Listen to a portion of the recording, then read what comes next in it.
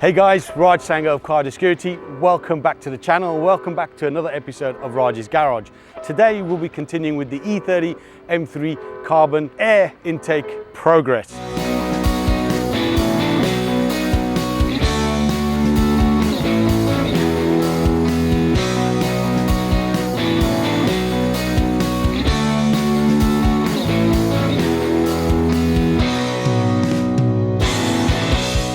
Stage one, the car went over to BMR Performance in Crawley. They installed the carbon airbox, carried out inspection to service, but the car is still not running right because it's on the base map. Stage two, which starts today, the car will be transported by Tony from Turbo Transport over to Circuit Motors in Castle Combe. They will map the car on the Alpha N and they'll put it on a rolling road, and hopefully we'll have the opportunity to get over to Circuit Motors when the car's on a rolling road and get some awesome cinematics. Hopefully, fingers crossed, we can do that. So today we're going to get the car into the trailer and over to Castle Combe.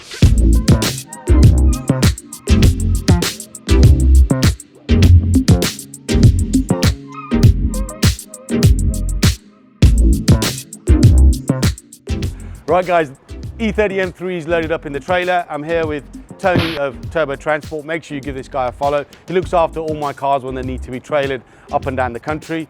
So, safe hands. A little bit windy out there. Yeah. 50 miles an hour, okay? Yeah. Right guys, so yeah, follow this journey.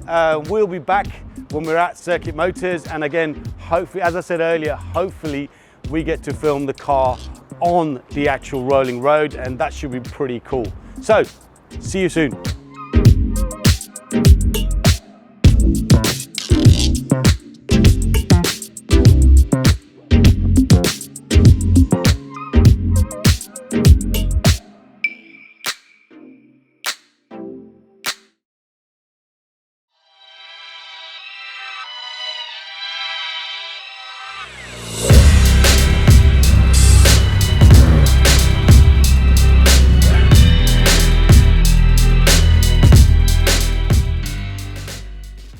Hey guys, I'm here with Leighton of Circuit Motorsport.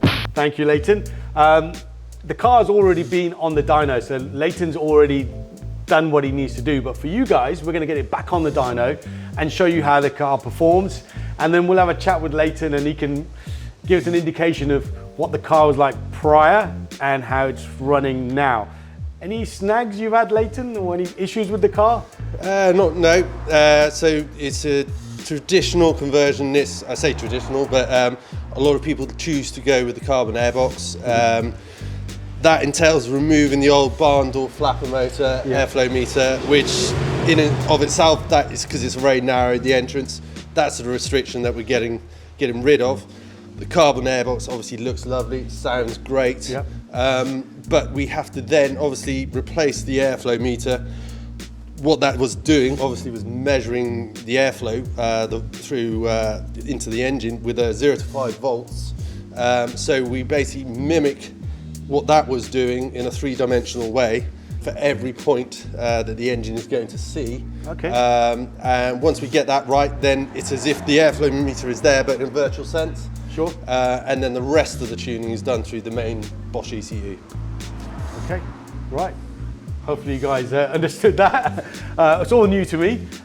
So we're gonna leave you to do what you do. Yeah, we'll get stuck on and crack on with it. We'll fire up. Yep.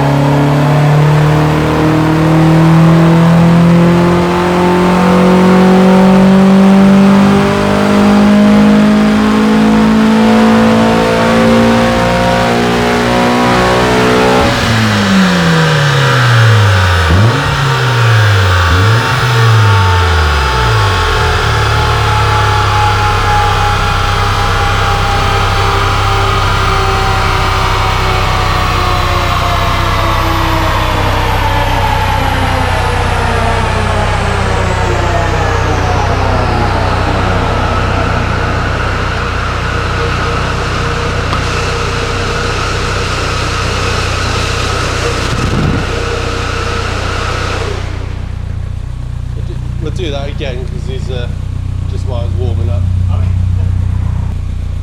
Pretty thick.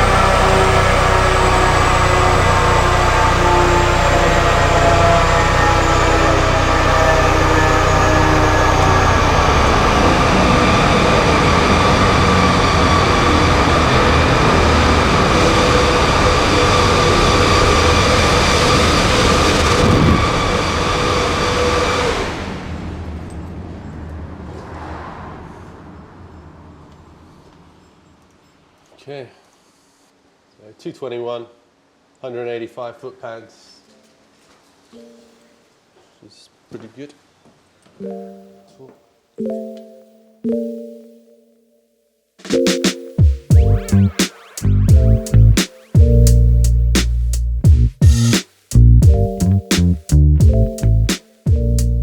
Yeah, so everything's tuned. I mean, this is just a peak feeder, which is right there. Okay. Obviously, before you can get to there, you have to travel through all this anyway. So it's what we call the area under the curve, wherever you can optimize torque at all points. Horsepower is directly related from torque. Where you have more torque, you have more horsepower. Okay. And it's just a pure mathematical equation. So if we increase torque everywhere, then you get a faster car. So it's not just about peak power, but it's about how you get there, which is the area under the curve.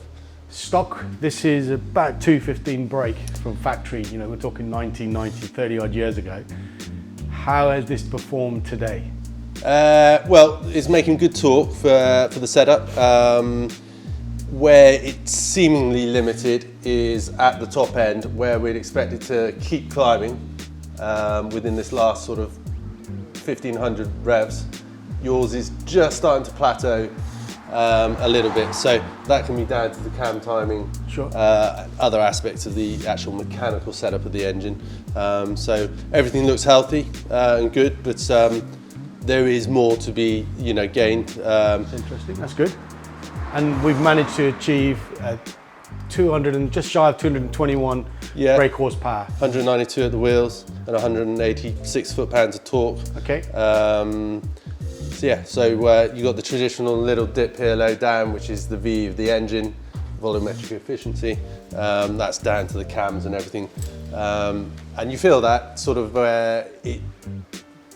torquey here, and then you just feel it drop, and then you feel it come on cam. Okay. And that's what this picking up of the torque is. Okay. But still pulls all the way to the limit of 7.6. So peak power is there for the last sort of 1200 revs. But it would be nice to have seen it go a little bit higher at the top. Well, that's something for me to have a look at and see if I can maybe improve that top end performance. When you took it for a road trip, you wouldn't have driven it before, but did you notice an improvement in the throttle response? Was it a good throttle response? Yeah, so the whole benefit of what we call alpha end tuning, which is basically the load that it's now set to is according to throttle position and RPM. That always gives a better response with the throttle. It's more instantaneous. Sure. So it's a more rigid type of tuning, and as much as you have to set it exactly right, but once you've done it, it is a more enjoyable and more rewarding sort of setup. So yeah, I think you'll enjoy it. Yeah, I'm chuffed to bits. 2.5, 3 years after getting that carbon airbox, maybe even longer, I've had it installed and I've had it mapped on a rolling road, which was absolutely brilliant. Leighton, thank you very much. No problem. For good sorting us out. And I think it's time we pull the car out of Leighton's workshop and head back to Hayes. And then we'll give you an update when we're in Hayes.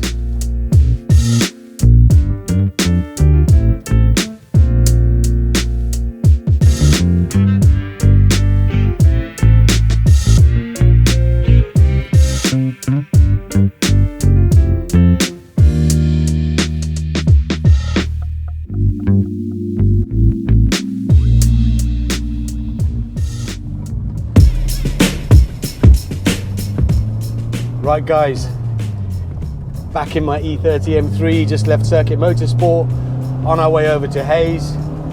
I've got to say, straight away at the blocks, the throttle response is totally different. What I mean totally is night and day. Literally put your foot down and the car goes. Never like this previously. So obviously that's the first difference that I can notice, and I've not even done 2 miles in the car. The noise now from the front, the carbon airbox, totally transformed the car. On my way back from BMR, when we finished stage 1, I could notice that difference, but I wasn't pushing the car because obviously I knew it needed to be mapped. Now that the car's mapped and I'm only sort of 2 miles into driving the car, the throttle response has improved, but that noise from the front, that carbon airbox has now, you can hear it there, it's come to life. Even at low revs, you can hear it burbling away in the background. And again, that throttle response, what a massive improvement.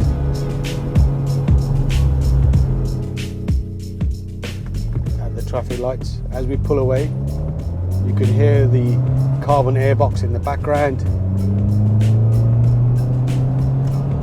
Throttle response, significantly different. Throw it into corners, airlift performance doing its job.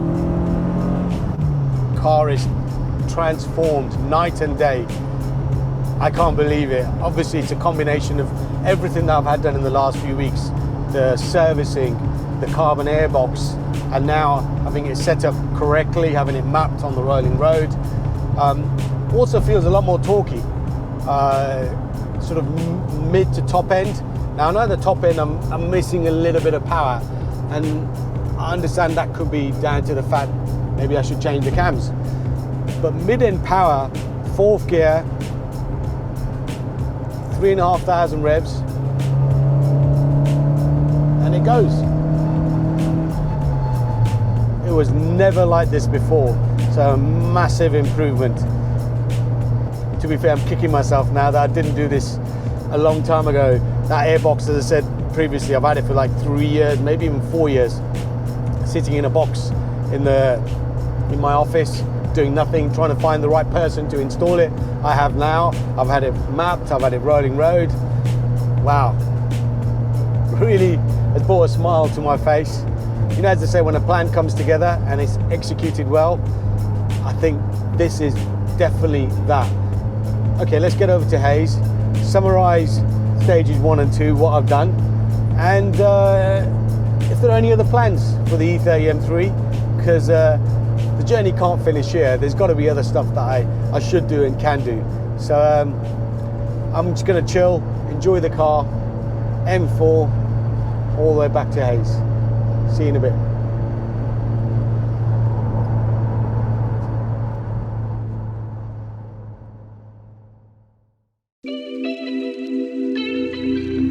Guys, back at Car Security HQ, and what a drive. The car is transformed. Carbon airbox, the mapping, 2 different cars. I can't believe I never did this years ago. Let's do a quick recap of those 2 stages. First stage, dropping the car off to BMR Performance. Thank you very much, Barry. Fitted the carbon airbox, did an inspection 2 service, And second stage, as you just saw now, the car went to Circuit Motorsport. It was with Leighton, and they've mapped the car on a rolling road. That was fantastic to watch. I was a little bit actually scared when he was going through the gears, and you could see, well, you could hear the noise, and you can see what it was putting the pressure is putting the engine under. I'm thinking, hold on, any moment now, is the engine going to go pop? Obviously, thank God it didn't. Now, how does the car drive? Totally different. The throttle response is instant. When I mean instant, literally you tap the accelerator and the car wants to go. Previously, it was a little bit lethargic, you know, a little bit tired. That's how I can describe it. Now, it's just instant. Also, the torque between 2,500 revs and up to about 6,000 revs, car just keeps on going. That was not there before. At about 6,000 revs, it starts to sort of taper off. And as Leighton did mention, that could be purely because of the cam. It's running a stock standard cam. So we'll talk about that in a second. Now, obviously, the noise, that air intake noise is intoxicating. Even when you're just pulling off at low revs in first gear, it sounds totally different. I wouldn't say it's E46 M3 CSL carbon intake intoxicating, but it's not far off, and it's totally different to what it sounded like on the stock air intake. In fact, let's just show you the carbon air intake again. Right, doesn't that look stunning? Sound? Ooh. Lovely throaty sound. Now, obviously, mind the mess in the engine bay. Yes, it needs a deep cleanse. I've got somebody for that. So that's probably going to be the next step. Now let's talk cams. A lot of the guys I used to track E30 M3s back in the day used to use a Schritt cam. From what I understand and from what I've been told, the car will run very lumpy on idle and probably not easy to drive in traffic. I'm never going to track this car. It's more of a driver, sort of B-road blaster. It's a show car. Some of the staff use it to take it to shows up and down the country. Is it worthwhile me upgrading the cam? How much more horsepower will I get? 10 horsepower maybe? Bear in mind, this is producing 220 brake horsepower now, just shy of 221. Stock was 215 back in 1989. So, you know, this is not a quick car. A Golf GTD Mark 7 will probably leave the standing in a straight line, and in fact probably at traffic lights, you know, I'll still be at the traffic lights and the GTD will be gone. This car's all about driving through corners, B-road blasting, the dogleg gearbox, the air intake noise, the super sprint exhaust. If you combine all of that together, it's the driving experience. If I want a fast car, I'll jump in my M2 or I'll jump in one of my Porsches. That's a fast car. I don't know, should I leave the cam? Should I change the cam? I'm confused, I don't know. Let me know down below in the comments, what would you do? Guys, obviously, the details for everyone that's helped stage 1 and stage 2, BMR Performance and Circuit Motorsport, they are down below. Obviously give them both a follow. Fantastic guys, very, very, very knowledgeable. Would I go back to them? Of course, in a heartbeat. Not a problem, I wouldn't even think twice. Any other comments you may have, drop them down below. I'm actually thinking it's time to maybe change the wheels. I've had the wheels on this M3 now for about 6 years. Should I go BBS? Split rim BBS, nice, fat, deep dish BBS. What do you guys think? Is it time for a switch up? Let me know down below. Obviously hit that like button now. Hopefully you enjoyed this video. If you did, you know, just hit that like button. Share, and most importantly, subscribe to the channel. There's a lot more content coming soon. We've got a mountain of ideas and content that we are constantly shooting. That's all coming to the channel soon. Make sure you hit the bell notification so you know, and I will be back with another episode of Raji's Garage very soon. Thanks for watching.